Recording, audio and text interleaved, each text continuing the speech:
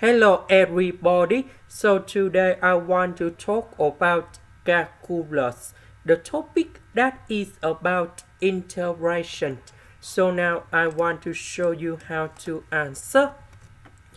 We need to add about number 6, that means we need to minus about negative number 6 because I want to create about the factor divided by x plus number 2 from here. So this one we can do about factorization by number 3. This one that is about negative number 4.